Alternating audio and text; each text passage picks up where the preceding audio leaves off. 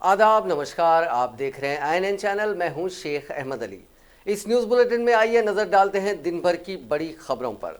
TRS party ने बल्दी इंतखाबात में तारीख रकम की है। रियासत भर में आज 9 म्यूनसिपल कॉरपोरेशंस और 120 बल्दियात में सुदूर नशीन बल्दिया और मेयर कॉरपोरेशन के इंतखाबात मुनक़िद हुए, जिसमें टीआरएस ने 110 बल्दियात में अपने सुदूर नशीन और नायब सदूर मुंतखब करने में कामयाबी हासिल की है।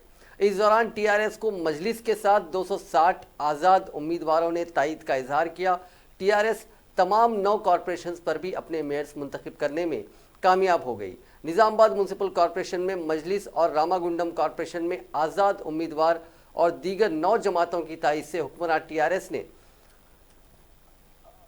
दीगर जमातों की वजह से हुक्मरान टीआरएस ने 9 कॉरपोरेशनों पर कब्जा कर लिया। रियासत भर में बल्दियात और कॉरपोरेशन के 9 मुंतखब काउंसलर्स और कॉरपोरेटर्स ने आज सुबह 11 बजे हलफ लिया और दोपहर 12 बजे के बाद सुदूर नशीन बल्दिया और मेयर्स का इंतखाब हुआ। कांग्रेस ने 4 मणिकोंडा, चिंडूर, वेंडपल्ली, तुर्कंजाल बल्दियात में सुदूर नशीन मुंतखब करने में कामयाब हुई और बीजेपी ने 2 मकथल और अमंगल बल्दियात में अपना कब्जा जमाया। इसी तरह मजलिस 2 बल्दियात भैंसा और जलपल्ली पर सदर नशीन के ओहदे पर फायज हो गई। 2 बल्दियात में सदर नशीन का इंतखाब मुलतवी हो गया। नलगुंडा जिले के नेरुडचर्ला में कांग्रेस रुकन पार्लियामेंट पीसीसी सदर उत्तम कुमार रेड्डी ने टीआरएस को नाजायज कब्जे से रोकने के लिए पार्टी के रुकन राज्यसभा केवीपी रामचंद्र राव को एक्स ऑफिशियो रुकन की हैसियत से वोट डालने का हक हासिल किया। इलेक्शन कमीशन ने इसकी इजाज़त दे दी, जबकि मेडचल बल्दिया में कोरम मुकम्मल न होने की वजह से सदर नशीन बल्दिया का इंतखाब कल तक के लिए मुलतवी कर दिया गया। टीआरएस पार्टी ने एक और कॉरपोरेशन पर कब्जा कर लिया। हुक्मरान जमात जिसने पहले ही 9 कॉरपोरेशनों पर कब्जा किया था, ताज़ा तौर पर करीमनगर म्यूनसिपल कॉरपोरेशन पर भी टीआरएस ने कब्जा कर लिया। करीमनगर कॉरपोरेशन में जुमला 60 डिवीजन्स हैं, जिनमें टीआरएस पार्टी ने 34 डिवीजन्स में कामयाबी हासिल की। भारतीय जनता पार्टी ने 12 और एमआईएम ने 6 डिवीजनों में कामयाबी हासिल की, जबकि दीगर ने 8 डिवीजन्स में कामयाबी हासिल की। 2 डिवीजन्स में उम्मीदवारों का बिला मुकाबला इंतखाब अमल में आया। 58 डिवीजन्स में इस माह की 24 तारीख को इंतखाबात हुए थे और आज नताइज का ऐलान किया गया। टीआरएस पार्टी के कारगुजार सदर के तारक रामाराव ने कहा है कि कांग्रेस और बीजेपी में खुफिया मुफाहमत के बावजूद टीआरएस ने बल्दी इंतखाबात में शानदार कामयाबी दर्ज की है। उन्होंने कहा कि टीआरएस ने सभी 10 कॉरपोरेशंस पर कामयाबी हासिल की है। पार्टी को शहरी इलाकों में 43% वोट मिले हैं। उन्होंने कहा कि नौमुंतखब चेयरमैन और मेयर्स को तरबियत दी जाएगी। हर माह 173 करोड़ रुपए म्यूनसिपैलिटीज़ को दिए जाएंगे और बदनुमानियों से पाक नए म्यूनसिपल कानून पर अमल किया जाएगा। उसकी अमलावरी के लिए 4 कमेटियां तश्कील दी जाएंगी। अगर कोई कानून की खिलाफ वर्जी करेगा तो उसके खिलाफ सख्त कार्रवाई की जाएगी। सब्ज व शादाबी के लिए ग्रीन बजट सिस्टम के तहत रकम जारी की जाएगी। गैर कानूनी तामीरात के मामले में कलेक्टर की क़यादत में एक खुसूसी टास्क फोर्स तश्कील दी जाएगी।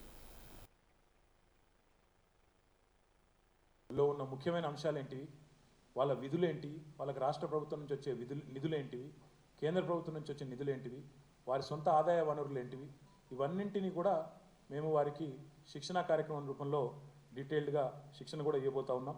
దీనికోసం గౌరవ ముఖ్యమంత్రి గారు ఇప్పటికే చెప్పినట్టుగా ఒక అర్బన్ సెంటర్ ఆఫ్ ఎక్సలెన్స్ను కూడా ఏర్పాటు చేసుకుంటా ఉన్నాం. కాబట్టి బ్రహ్మాండంగా ఈ రకంగా నేను నిధుల విషయానికి వస్తే మనకి 1037 కోట్ల రూపాయల నిధులు రాష్ట్రంలోని అన్ని అర్బన్ లోకల్ బాడీస్కి కేంద్ర ఆర్థిక కమిషన్ నుంచి, సెంట్రల్ ఫైనాన్స్ కమిషన్ నుంచి వస్తాయి. దానికి ఎగ్జాక్ట్గా మ్యాచ్ చేస్తూ rupee for rupee, Paisa for Paisa match చేస్తూ మన రాష్ట్ర ప్రభుత్వం నుంచి కూడా 1037 కోట్ల రూపాయలను మనం కూడా ఇవ్వబోతా ఉన్నాం. తద్వారా మొత్తంగా మున్సిపాలిటీలకు రాష్ట్ర కేంద్ర ప్రభుత్వాల నుంచి 2074 కోట్ల రూపాయలు రాష్ట్రంలో ఉండే అన్ని మున్సిపాలిటీలకు కలిపి వస్తాయి. దాన్ని మళ్ళీ చూసుకున్నట్టయితే ఒక మంత్లీ బ్రేకప్ చూసుకున్నట్టయితే 173 కోట్లు పర్ మంత్ వస్తుంది. ఇది గౌరవ ముఖ్యమంత్రి గారు స్వయంగా చెప్పారు. 100% ఇది ప్రతి నెల మొదటి వారంలోనే ప్రతి మున్సిపాలిటీకి అందజేయడం జరుగుతుంది, తూచా తప్పకుండా టంచనుగా. తద్వారా కేవలం విధులు గుర్తు చేయడమే కాదు, శిక్షణ ద్వారా నిధులు కూడా సమకూర్చి మున్సిపాలిటీలను పద్ధతి ప్రకారం ముందుకి ప్రణాళికబద్ధంగా నడిపించే ప్రయత్నాన్ని చాలా దృఢమైన సంకల్పంతో చేస్తాం. దీనిలో మీడియా సహకారం కూడా కావాలి. దయచేసి సహకరించాలని చెప్పి కూడా నేను విజ్ఞప్తి చేస్తా ఉన్నాను. అన్నిటికన్నా ముఖ్యంగా ఈ కొత్త మున్సిపల్ చట్టం పౌరుడు కేంద్రంగా, సిటిజన్ సెంట్రిక్గా రూపొందించిన చట్టం.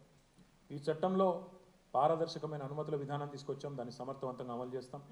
అవినీతికి ఆస్కారం లేకుండా భవన నిర్మాణ అనుమతులు కానీ ఇతర సర్టిఫికెట్లు కానీ పారదర్శకంగా ఇవ్వడం, త్వరితంగా వేగంగా ప్రజల ఆలోచనకి ప్రజల వేగానికి తగ్గ విధంగా పౌర సేవలు అందించడం, నగర పట్టణ పాలనను సంస్థాగతంగా బలోపేతం చేయడం, అంటే వారికి ఇంకా సరిపడా అంగుళం కూడా సమకూర్చడం, నిర్ణీత కాల వ్యవధిలో టైం బౌండ్ పద్ధతిలో డెలివరీ చేయడం, అదే రకంగా ప్రతి అనుమతికి కూడా ఒక టైం బౌండ్ సిస్టమ్ని కూడా తీసుకొని రావడం, సెల్ఫ్ సర్టిఫికేషన్ విధానం అంటే పౌరుల మీద భాగస్వామ్యాన్ని, పౌరుల మీద విశ్వాసాన్ని ఉంచుతూ వారికి ఇందులో పురపాలనలో పౌరుల భాగస్వామ్యాన్ని కూడా ఆహ్వానిస్తూ సెల్ఫ్ సర్టిఫికేషన్ విధానం కూడా తీసుకొచ్చాం. ప్రతి వార్డు कुल हिंद कांग्रेस कमेटी के तर्जुमान मधु याशकी गौड़ ने कहा है कि टीआरएस ने एक्स ऑफिशियो अरकान के जरिए अपोजिशन के कामयाब होने वाले निशिस्तों पर कब्जा किया है। मीडिया से बात करते हुए उन्होंने कहा कि टीआरएस पार्टी ने बल्दी इंतखाबात को एक नाले की तरह गंदा कर दिया है, बड़े पैमाने पर रकम तकसीम की है। उन्होंने कहा कि रियासत में जमहूरियत का खून हो रहा है, इस पर काबू पाने के लिए गवर्नर को मुदाखलत करनी चाहिए और रियासती इलेक्शन कमीशन और पुलिस की कारकर्दगी का मरकज़ को जायज़ा लेना चाहिए। चुनाव हुआ म्यूनसिपल कॉरपोरेशंस के चुनाव में नतीजा निकलने के बावजूद जो तेलंगाना का मुख्यमंत्री कल्वकुंट्ला चंद्रशेखर राव जी ने जो संविधान की बात किया, आज म्यूनसिपल्स को मूसी नदी की गंदगी की तरह बदल कर जिस तरीके की उनकी जो कार्रवाई चल रही है उसकी निंदा करने की ज़रूरत है। जहाँ पर कांग्रेस और विपक्ष ने जीता, म्यूनसिपल पोल्स में एक जगह कॉरपोरेशन में 1 करोड़ तक खर्च करके और म्यूनसिपालिटीज़ में टीआरएस के 50 लाख के ऊपर खर्च कर हज़ारों करोड़ों ये जो खर्च करके जीता, उसके बावजूद भी जो एक्स ऑफिशियो मेंबर्स जो हो सकते हैं उनकी जो चॉइस हो सकते हैं वो इलेक्शन से पहले होनी चाहिए थी, और इलेक्शन के बाद जो करना, जो उनको चॉइस देना, जहाँ विपक्ष की मेजॉरिटी है वहाँ उनको एक्स ऑफिशियो बनाकर जो चुनाव जीतने की साजिश हो रही है, ये गैर कानूनी है, गैर संविधान के खिलाफ है। ये मुख्यमंत्री चंद्रशेखर राव को सोचना चाहिए और हम गवर्नर साहिबा से ये गुजारिश करते हैं कि वो सुमोटो उनको जो उन्हें जो अधिकार है सेक्शन 8 जो स्टेट रीऑर्गेनाइजेशन के अंदर वो इन पे इतला देकर केसीआर सरकार को रोकने की कोशिश करनी चाहिए, और पुलिस और इलेक्शन कमीशन जिस तरीके गवर्नमेंट एजेंट बनकर काम कर रहे हैं उसके खिलाफ भी गवर्नर कार्रवाई करनी चाहिए। और केंद्र सरकार, बीजेपी सरकार सही भी अगर इनके ऊपर कुछ गुस्सा अगर है, अगर इनकी तरीका जो चल रहा है इसके खिलाफ कार्रवाई करनी चाहिए। अगर एक बार सोचे तो 6 साल से सिर्फ इलेक्शन के पीछे घुमाकर कोई म्यूनसिपालिटी में, अगर जीएचएमसी की चुनाव अगर देखेंगे अभी 4 साल हो गया ना 2 बेड। रुकने पार्लियामेंट कोमटिरेड्डी वेंकट रेड्डी ने इल्जाम लगाया है कि नलगुंडा म्यूनसिपैलिटी पर टीआरएस ने बीजेपी की मदद से कामयाबी हासिल की है। उन्होंने कहा कि कांग्रेस ने सबसे ज्यादा निशिस्तों पर कामयाबी हासिल की थी, लेकिन बीजेपी के साथ मिलकर सदर नशीन का ओहदा टीआरएस ने हासिल कर लिया। तेलंगाना के जिले कोमरम भीम आसिफाबाद में गुज़िश्ता साल 24 नवंबर को खातून की इज्तिमाई असमत दरी और उसके कत्ल की वारदात के मामले का फैसला 30 जनवरी को सुनाया जाएगा। इस मामले को समता मामले का नाम दिया गया था। कोमरम भीम आसिफाबाद जिले के लिंगापुर मंडल के ऐला पटार देहात के जंगलाती इलाके में यह मामला पेश आया था। पुलिस ने इस वाक़े के साथ ही एक मामला दर्ज किया था और मुलजिमीन को गिरफ्तार किया था। हुकूमत ने इस मामले की समाअत के लिए 11 दिसंबर को फास्ट ट्रैक कोर्ट बनाया था, जिसमें इस मामले की तेज़ रफ्तार समाअत हुई थी। मुलजिमीन की तरफ से मुकदमा लड़ने के लिए किसी के भी सामने न आने पर अदालत ने मुलजिमीन को वकील फराहम किया था। इस्तिगासा ने बताया कि इस मामले का फैसला आज सुनाया जाने वाला था, ताहम खराबी सेहत के सबब जज ने छुट्टी ले ली, जिसकी वजह से इस मामले का फैसला मुलतवी कर दिया गया और हतमी फैसला इस माह की 30 तारीख को सुनाया जाएगा। अदालत ने मंचिरियाल जिले के हाजीपुर में लिफ्ट देने के बहाने लड़कियों की अस्मदरी के बाद उनके कत्ल और लाशों को कुएं में फेंक देने के मामले का फैसला 6 फरवरी को सुनाया जाएगा। इस मामले की समाअत गुज़िश्ता साल 20 दिसंबर को शुरू हुई थी। श्रीनिवास रेड्डी इस मामले का असल मुलजिम है। इस मामले की समाअत के दौरान 44 गवाहों के बयानात कलमबंद किए गए। Commissioner intermediate education Syed Umar Jaleel ने कहा है कि 1 फरवरी से इंटरमीडिएट के प्रैक्टिकल इम्तिहानात का आगाज़ होगा, जबकि 4 मई से थियरी इम्तिहानात का आगाज़ होगा। जुमला 9,65,815 तलबा इम्तिहानात में हिस्सा लेंगे। बोर्ड ऑफ इंटरमीडिएट ने इस साल से 2 इख्तिराई प्रोग्रामों का आगाज़ किया है, जिनमें से एक तलबा की काउंसलिंग, ताकि गुज़िश्ता साल होने वाले 28 खुदकशी के वाक़यात का दोबारा आदा ना हो। इसके अलावा बोर्ड के यूट्यूब चैनल का आगाज़, जिसके बाद तलबा प्रैक्टिकल्स की मुसलसिल मशक कर सकते हैं और बोर्ड के तलबा से रास्त राब्ता करते हुए अपने मसाइल को हल करवा सकते हैं।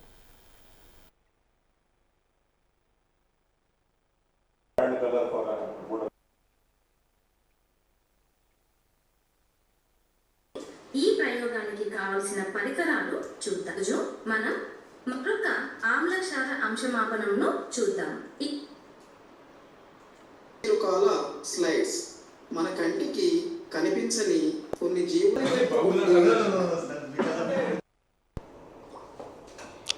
इंटरमीडिएट के इम्तिहानात का आगाज़ होने वाला है।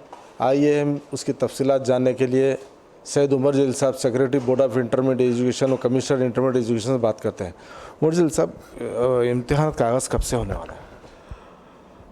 रेगुलर इम्तिहान का आगाज़ प्रैक्टिकल से शुरू होगा। 1 फरवरी से प्रैक्टिकल शुरू होंगे और 23 फरवरी तक चलेंगे। और थियोरी के इम्तिहान 4 मार्च से शुरू होंगे इंटरमीडिएट के फर्स्ट ईयर से, और ये 20 दिन तक चलेंगे। इसमें टोटल कितने स्टूडेंट्स पार्टिसिपेट कर रहे हैं इस वक्त, फर्स्ट ईयर और सेकेंड ईयर के? Intermediate first year second year कुल मिलाकर 9,65,816 बच्चे इम्तिहान लिख रहे हैं। और ग्रुप्स में मुख्तलिफ ग्रुप्स हैं, MPC, BIPC, CEC, HEC, सारी चीज़ें।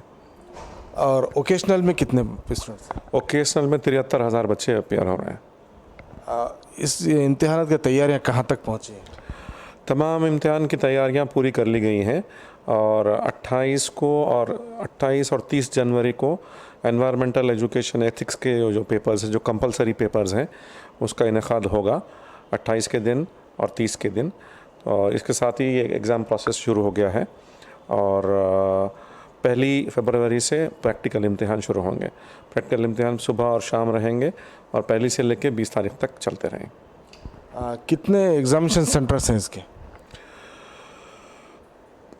प्रैक्टिकल के थियोरी के एग्जामिनेशन सेंटर है 1339 और 1506 सेंटर्स हैं प्रैक्टिकल के, और वोकेशनल का प्रैक्टिकल के सेंटर हैं 416। प्राइवेट कॉलेज में एग्जामिनेशन के लिए जो होना है, क्या इंतजाम किए हैं आप लोग वहाँ पर? नहीं, हर कॉलेज में, प्राइवेट कॉलेज बोल के नहीं, government college, government sector college और प्राइवेट कॉलेज, तमाम कॉलेजेस को लेकर हम सेंटर्स बनाए हैं।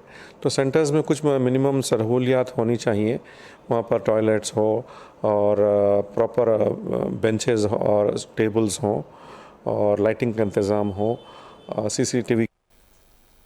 चीन में शुरू होने वाली जानलेवा बीमारी कोरोना वायरस के मरीज हैदराबाद में भी पाए जाने का शुबा है। इतवार के रोज 4 अफराद शुबे की बुनियाद पर फीवर हॉस्पिटल से रुजू हुए। उनमें से 3 अफराद चीन और 1 हांगकांग से शहर पहुंचे, जबकि चौथा मुश्तबा मरीज की शनाख्त 3 मुसाफिरों में से एक की बीवी बताई गई। इन चारों को फीवर हॉस्पिटल में शरीक कर दिया गया। उन्हें अलग अलग कमरों में खुसूसी तिब्बी निगरानी में रखा गया है।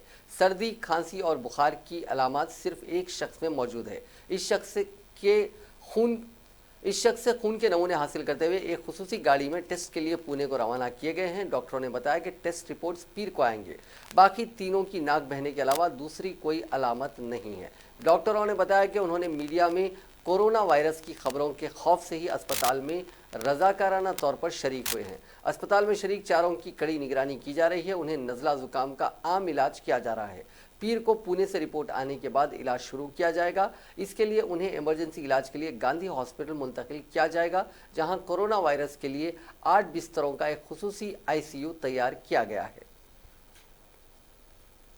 तेलंगाना हुकूमत की जानिब से चलाए जाने वाले हैदराबाद में वाक़ फीवर हॉस्पिटल नल्लाकुंटा में गुज़िश्ता 2 माह के अरसे में डिप्थीरिया के करीब 100 मामलात का पता चला है। शहर के महकमे सेहत के अहदेदारों के मुताबिक जांच पर पता चला कि बालिग अफराद की बड़ी तादाद ने इससे बचने का टीका नहीं लिया। यही एक वजह है जिससे अचानक उसके मरीजों की तादाद में इजाफा हो गया। डिस्ट्रिक्ट हेल्थ ऑफिस के एक अहदेदार ने बताया कि इस बात का पता लगाने की कोशिश की जा रही है कि इतने कम वक्त में इस मर्ज के मुतासरीन की तादाद में क्यों इजाफा हुआ है। ये मर्ज बैक्टीरिया से होता है। अगस्त 2019 से इस मर्ज के मुतासरीन की तादाद में इजाफा होता जा रहा है। डॉक्टर्स ने बताया कि बेशतर बालिग अफराद ने उसका टीका नहीं लिया था, जिसके नतीजे में उसके मुतासरीन की तादाद बढ़ रही है। इसके मुतासरीन में ज़्यादा की तादाद 30 बरस की उम्र वालों की है। उस्मानिया जनरल हॉस्पिटल के डॉक्टर नागेंद्र ने बात बताई। इस मर्ज की अलामत में गले में खराश, सर्दी बुखार, थकावट और गुदूद का फूल जाना शामिल है। ग्रेटर हैदराबाद म्युनिसिपल कॉरपोरेशन ने बीमारियों के जरिए बनने वाले मच्छरों को अफजाइश को रोकने के लिए अनोखी पहल की है जो लायक है सताइश है। तालाब, झील मच्छरों की अफजाइश का अहम जरिया है जिससे डेंगू, चिकनगुनिया और दीगर बीमारियां फैलती है। कॉरपोरेशन ने तजुर्बाती बुनियादों पर ड्रोन्स के जरिए उनमें मच्छर कुछ दवाओं के छिड़काव की मुहिम शुरू की है जो कामयाब रही। कॉरपोरेशन ने इस काम के जरिए मियापुर झील और मलकम चेरुवूर रायदुर्गम में मच्छर कुछ दवाओं का छिड़काव किया। बल्दिया ने इस मकसद के लिए 10 लीटर गुंजाइश वाले ड्रोन का इस्तेमाल किया है जिसमें मच्छर कुछ दवा रखते हुए उसका कामयाबी के साथ छिड़काव किया गया। हर एकड़ अराजी पर ड्रोन के जरिए मच्छर कुछ दवाओं के छिड़काव का काम किया गया और ये काम तकरीबन 10 मिनट में पूरा कर दिया गया। उमूमन इस अमल की इंसानों के जरिए अंजामदही के लिए तकरीबन 2 हफ्ते दरकार हुआ करते थे और झील के मुकम्मल इलाके का अहाता करने के लिए 20 से 25 वर्कर्स दरकार होते थे। ताहम 10 मिनट में ड्रोन के जरिए ये काम अंजाम दिया गया। ये ड्रोन फी घंटा 5 से 6 एकड़ पर छिड़काव का काम कर सकता है। इंसानों के जरिए झीलों में मच्छर कुछ दवा के छिड़काव के लिए हर माह 15 से 20 लाख रुपए दरकार होते थे। ताहम इस अनोखे कदम के जरिए ये काम काफ़ी किफ़ायती हो गया। इस तरीक़ेकार से तेलंगाना की झीलों में मच्छर कुछ दवाओं के छिड़काव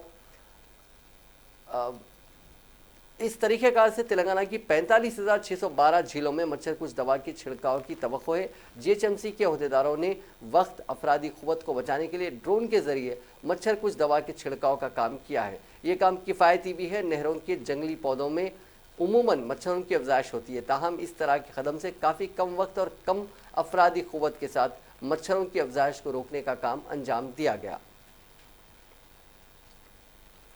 दोनों तेलुगु रियासतों तेलंगाना और आंध्र प्रदेश में सर्दी की लहर में कमी हुई है। शुमाली हिंद से आ रही सर्द हवाओं के नतीजे में दोनों तेलुगु रियासतों में दर्जे हरारत में गिरावट हुई है। ताहम अब सर्दी की लहर में बतदरीज कमी होती जा रही है। डायरेक्टर महकमे मौसमियात नागा रत्ना ने कहा कि शुमाल मशरकी इलाकों से आ रही हवाओं के नतीजे में हैदराबाद में सर्दी की लहर में इजाफा हुआ था। तेलंगाना के शुमाली हिस्से में सर्दी की लहर थी। दर्जे हरारत में गिरावट के नतीजे में लोग घरों तक ही महदूद रहने के लिए मजबूर थे। ताहम रात के वक्त में सर्दी हो रही है। ताहम दिन के औकात में सर्दी की लहर में कमी दर्ज की गई है। आंध्र प्रदेश की मजलिस वुज़रा ने कानून साज काउंसिल को मनसूख करने पर रजामंदी जाहिर की है। यह फैसला उसके इजलास में लिया गया जिसकी सदारत वजीर आला जगनमोहन रेड्डी ने की। काबीना ने इस सिलसिले में मंजूरा करारदाद को असम्बली भेज दिया है। एपी में 3 दारुल हुकूमतों के क़याम के बिल को काउंसिल के सदर नशीन मोहम्मद शरीफ ने सिलेक्ट कमेटी को भेज दिया था। सुप्रीम कोर्ट ने पीर को रहम की दरख्वास्त खारिज किए जाने के खिलाफ निर्भया मामले के कसूरवार मुकेश की अर्जी की फौरी तौर पर समाअत करने का इशारा दिया। चीफ जस्टिस शरद अरविंद बोबड़े की सदारत वाली बेंच ने मुकेश के वकील वृंदा गुरुवर को मामले का खुसूसी जिक्र मेंशनिंग ऑफिसर के सामने करने की सलाह दी। वकील वृंदा ग्रोवर ने अदालत से जल्द समाअत करने का मुतालबा किया। उन्होंने कहा कि 1 फरवरी के लिए डेथ वारंट जारी किया गया है। इस पर जस्टिस बोबड़े ने कहा कि वो मेंशनिंग रजिस्ट्रार के पास जाएं। उन्होंने कहा कि अगर किसी को 1 फरवरी को फांसी होनी है तो उसकी जल्द समाअत सुप्रीम कोर्ट की अहम तरजीह होगी। वाज़ेह है कि साल 2012 में हुए निर्भया इज्तिमाई आबरूरेज़ी और कत्ल मामले में मौत की सज़ा पाने वाले कसूरवारों में से एक मुकेश ने हफ्ते को अदालत में अर्जी दायर करके सदर के जरिए रहम की दरख्वास्त खारिज किए जाने के अदालती जायजे की अपील की है। कसूरवार मुकेश कुमार सिंह की जानिब से ये अर्जी दायर की गई है जिसकी रहम की दरख्वास्त सदर जमहूरिया रामनाथ कोविंद ने गुज़िश्ता 17 जनवरी को खारिज कर दी थी। कांग्रेस के साबिक कौमी सदर राहुल गांधी और जनरल सेक्रेटरी प्रियंका गांधी वाड्रा की क़यादत में कांग्रेस की एक नुमाइंदा वफद ने आज कौमी हुकूक इंसानी कमीशन से मुलाकात की और उत्तर प्रदेश में शहरियत तरमीमी कानून के खिलाफ मुजाहरा कर रहे लोगों की हुकूक की खिलाफ वर्जी के ताल्लुक से उन्हें तफसीली जानकारी दी। इसके बाद राहुल गांधी ने मीडिया से बात करते हुए कहा कि मुल्क भर में एक मुनज़्ज़म अमल जारी है, वो लोगों को बेरहमी से मारने के लिए पुलिस मित्र को शामिल कर रही हैं। जो कुछ हो रहा है वो हिंदुस्तान और आइन के नजरियात के खिलाफ है। कांग्रेस जनरल सेक्रेटरी प्रियंका गांधी वाड्रा ने बेरोजगारी के सिलसिले में मोदी हुकूमत पर हमला करते हुए पीर को कहा कि इस मसले पर वो सवालों का जवाब नहीं देती और खामोश रहकर असलियत पर पर्दा डालने की कोशिश कर रही है। प्रियंका गांधी ने ट्वीट किया कि बड़े बड़े नाम और इश्तिहारात का नतीजा है 3 करोड़ 64 लाख बेरोजगार लोग। कानून के मरकजी वजीर रविशंकर प्रसाद ने शहरियत तरमीमी कानून के खिलाफ शाहीन बाग में मुजाहरा करने वालों की हिमायत करने के लिए पीर को कांग्रेस और आम आदमी पार्टी को आड़े हाथों लेते हुए कहा कि दिल्ली के अवाम को असेंबली इंतखाबात में ये फैसला करना होगा कि वो वोट बैंक की सियासत करने वाले टुकड़े टुकड़े गैंग के साथ हैं या सभी को इज्जत और एहतराम के साथ रहने का मौका देने वालों को चाहते हैं। रविशंकर प्रसाद ने आज भारतीय जनता पार्टी के दिल्ली दफ्तर में प्रेस कॉन्फ्रेंस में कहा कि शाहीन बाग अब दिल्ली का एक महल्ला नहीं रह गया, ये एक नजरिया है जहां तिरंगे झंडे का इस्तेमाल ऐसे लोगों को ढाल देने के लिए इस्तेमाल किया जा रहा है जो मुल्क को बांटना चाहते हैं। शाहीन बाग में सीए के खिलाफ बैठे लोगों को वोट बैंक की सियासत के लिए टुकड़े टुकड़े गैंग की हिमायत करने वालों के तई कांग्रेस लीडर राहुल गांधी और दिल्ली के वज़ीर आला अरविंद केजरीवाल खामोशी इख्तियार किए हुए हैं, लेकिन नायब वज़ीर आला मनीष सिसोदिया मुजाहिरीन की हिमायत खुलकर कर रहे हैं। प्रेस कॉन्फ्रेंस में बीजेपी के दिल्ली इकाई के साबिक सदर और रुकन पार्लियामेंट विजय गोयल, रुकन पार्लियामेंट मीनाक्षी लेखी और बीजेपी तर्जुमान संबित पात्रा के अलावा दीगर लीडरान मौजूद थे। शाहीन बाग एक भूगोल का टुकड़ा नहीं है। शाहीन बाग एक विचार है जहां भारत के झंडे और भारत के संविधान का कवर है और भारत के तोड़ने वालों को मंच दिया जाता है, जहां पर टुकड़े टुकड़े गैंग पीछे खड़े रहते हैं, जहां पर मासूम बच्चों की मासूमियत को छलावा देते हुए उनसे प्रधानमंत्री के खिलाफ हिंसा के लिए उकसाया जाता है। ये प्रधानमंत्री जी ने कहा है, पार्टी के अध्यक्ष ने कहा है, गृह मंत्री जी ने कहा है, हम लोगों ने कहा है, केंद्रीय पार्टी ने कहा है, दिल्ली प्रदेश पार्टी ने कहा है। सबको विरोध करने का अधिकार है, अपनी बात कहिए, ये लोकतंत्र है। लेकिन ये विरोध विरोध के लिए नहीं है, ये विरोध मोदी विरोध है। भारतीय जनता पार्टी से बगावत करने वाले वो साबिक मरकजी वजीर यशवंत सिन्हा ने पीर को कहा कि मरकजी हुकूमत की जानिब से शहरियत तरमीमी कानून सीएए और एनआरसी के बारे में लिए गए गलत फैसलों से पैदा होने वाले अवामी इश्तियाल से पूरे आलम में हिंदुस्तान की शबिया को नुकसान पहुंचाए। यशवंत सिन्हा ने यहाँ समाजवादी पार्टी के दफ्तर पर सहाफ़ियों से बात करते हुए कहा कि सीएए के हवाले से पूरे मुल्क में हो रहे एहतजाजी मुजाहरों से पूरी दुनिया में हिंदुस्तान की शबिया यानी इमेज को नुकसान पहुंचा है, जिसके लिए सीधे तौर पर मरकजी और उत्तर प्रदेश की बीजेपी सरकारें जिम्मेदार हैं। उन्होंने कहा कि सीएए और एनआरसी के ऐलान से पूरे मुल्क में खौफ का माहौल है, ख़ास तौर से अक़लियती तबका डरा हुआ है और उसके खिलाफ तहरीक चला रहे हैं। हुकूमत की जिम्मेदारी है वो आवाम को इस खौफ के माहौल से बाहर निकाले, उनसे बात करे और उनके शुभात का अजाला करे, जिससे मुल्क में अमन व अमान कायम रह सके। यशवंत सिन्हा ने कहा कि नरेंद्र मोदी हुकूमत एक जाबिर हुकूमत है। उसके इशारे पर उत्तर प्रदेश समेत बीजेपी की हुक्मरानी वाली रियासतों में सीए और एनआरसी के ज़िमन में हालात सबसे खौफनाक हैं।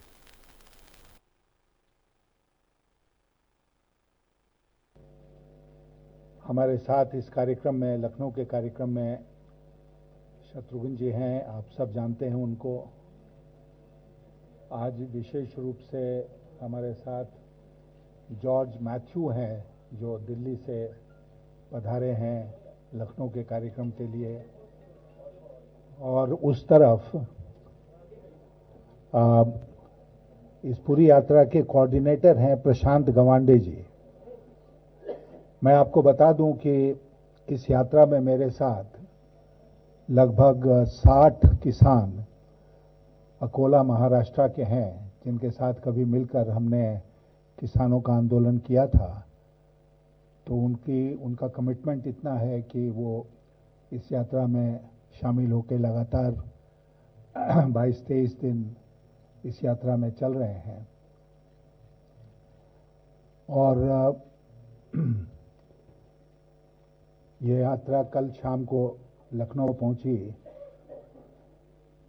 हम लोगों ने शुरू किया था इसको 9 जनवरी को गेटवे ऑफ इंडिया से, और समापन करेंगे राजघाट दिल्ली में 30 जनवरी को।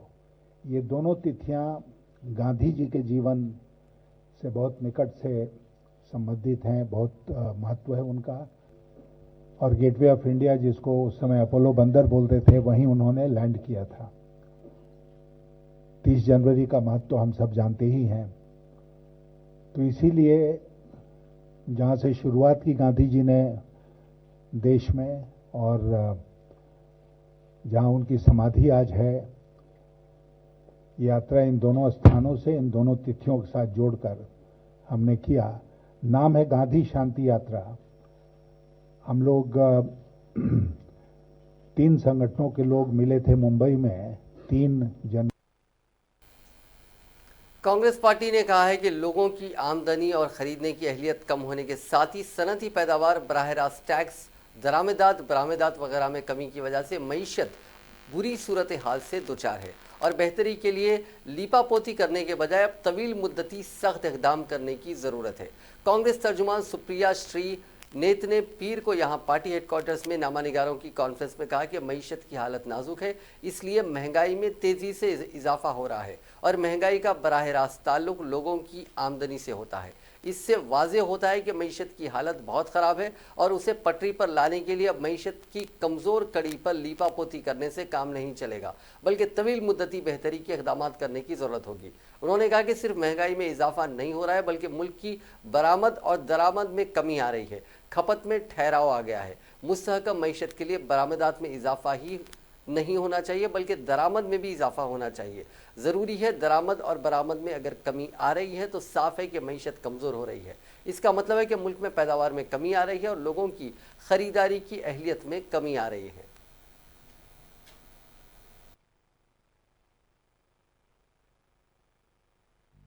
पांचवी बात निवेश की करनी जरूरी है, क्योंकि निवेश फिर से टेक्निकल है लेकिन इन सब चीजों से रिलेटेड है। अगर कंपनी इन्वेस्ट करती है तो जॉब क्रिएट होती है, जॉब क्रिएट होती है तो कंजम्पशन बढ़ता है, कंजम्पशन बढ़ता है तो निवेश फिर से होता है। ये एक वर्चुअस साइकिल है, ये एक अच्छी सकारात्मक साइकिल है। लेकिन 1 मिनट फिर से थोड़ा टेक्निकल बोल रही हूं, जरूर सुनिएगा। पावर प्लांट है, दादरी में एक पावर प्लांट है, एक एग्जाम्पल दे रही हूं आपको। और पावर प्लांट की टोटल कैपेसिटी होती है 100% पावर प्रोड्यूस करना। औसतन पावर प्रोडक्शन जो इस समय देश में है वो 50%, उसको प्लांट लोड फैक्टर कहते हैं। औसतन power producing plants 50% power produce कर रहे हैं। क्यों 50% कर रहे हैं और क्यों ये जरूरी है? इसलिए क्योंकि इलेक्ट्रिसिटी का जनरेशन और उसका उपभोग एक बड़ा क्राइटेरिया होता है, एक बड़ा आंकड़ा होता है ग्रोथ और इंडस्ट्रियल और इकोनॉमिक एक्टिविटी को देखने का। तो अगर पावर ही कम प्रोड्यूस होके कम खरीदार है इसका मतलब है कि मैन्युफैक्चरिंग कम है, इसका मतलब है कि इलेक्ट्रिसिटी कंजम्पशन कम है, इकोनॉमिक एक्टिविटी वीक है। पहला तो प्लांट लोड फैक्टर हो गया।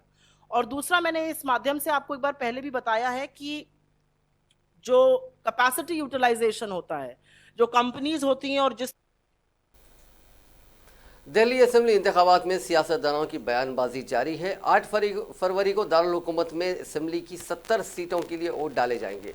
11 फरवरी को ऐलान किया जाएगा कि इस बार दिल्ली की आवाम ने दारुल हुकूमत को सजाने के लिए किस पार्टी को 5 साल का मौका दिया है। मरकजी वजीर दाखिला अमित शाह ने दिल्ली में बीजेपी हुकूमत बनाने के लिए महाज उठा लिया। इतवार के रोज़ बाबरपुर में एक इंतखाबी रैली में उन्होंने शहरियत कानून के खिलाफ शाहीन बाग के मुजाहिरीन पर शदीद नाराज़गी जाहिर करते हुए कहा था कि बटन यानी EVM को इतना गुस्से से दबाएं कि बटन यहाँ बाबरपुर में दबे और करंट शाहीन बाग के अंदर लगे। अब JDU रहनुमा प्रशांत किशोर ने एक ट्वीट के जरिए अमित शाह को जवाब दिया है। ट्वीट के 8 फरवरी को दिल्ली में ईवीएम का बटन प्यार से दबेगा, जोर का झटका धीरे से लगना चाहिए ताकि भाईचारा और हम आहंगी खतरे में ना पड़े। प्रशांत किशोर का ये ट्वीट पार्टी लाइन से कुछ मुख्तलिफ बता रहा है। दरअसल बीजेपी और जेडीयू मिलकर दिल्ली में इलेक्शन लड़ रहे हैं। जेडीयू यहां 2 सीटों पर इंतखाब लड़ रही है। बीजेपी की हलीफ शिरोमणि अकाली दल ने सीए के खिलाफ एहतजाज में इंतखाबात में ना जाने का फैसला किया। जेडीयू रहनुमा पवन वर्मा ने पार्टी सरबराह नीतीश कुमार को बीजेपी के साथ इत्तेहाद पर खत लिखकर नाराजगी का इजहार किया था। हाल ही में जेडीयू ने 20 स्टार मुहिम चलाने वालों की एक फहरिस्त जारी की थी, जिसमें प्रशांत किशोर और पवन वर्मा का नाम नहीं था। झारखंड असेंबली इंतखाबात में जेडीयू स्टार मुहिम चलाने वालों की फहरिस्त में प्रशांत किशोर भी शामिल थे। निर्भया केस के चारों मुजरिमीन की डम्मी को पीर के रोज दूसरी बार फांसी दी गई। तिहाड़ जेल के अफसरान ने डम्मी को फांसी देने का अमल पूरा किया। ये अमल मुजरिमीन को फांसी देने के पहला रिहर्सल माना जाता है। इससे पहले 12 जनवरी को भी चारों मुजरिमीन की डमी को फांसी दी गई थी। चारों मुजरिमीन की डमी उनके वजन के हिसाब से तैयार की गई थी। दिल्ली कोर्ट ने चारों मुजरिमीन का डेथ वारंट जारी कर उन्हें 1 फरवरी को सुबह 6 बजे फांसी देने का हुक्म दिया है। 12 जनवरी को हर मुजरिम के वजन के बराबर पत्थरों और मलबे से डमी बनाई गई। उस वक्त डमी को फांसी देने के लिए जल्लाद नहीं बुलाया गया और जेल के अफसरान ने ही इस अमल को अंजाम दिया था। उस कोर्ट ने निर्भया के चारों मुजरिमीन अक्षय ठाकुर, पवन गुप्ता, मुकेश सिंह और विनय वर्मा के खिलाफ डेथ वारंट जारी कर उन्हें 22 जनवरी को फांसी देने का हुक्म दिया था। इसके बाद कानूनी अमल के चलते दोबारा डेथ वारंट जारी हुआ और अदालत ने अब सभी चारों मुजरिमीन को 1 फरवरी को सुबह 6 बजे फांसी देने का हुक्म दिया है। चारों मुजरिमीन को जेल नंबर 3 में फांसी दी जाएगी। नाजरीन, इस न्यूज़ बुलेटिन में बस इतना ही। देखते रहिए INN चैनल।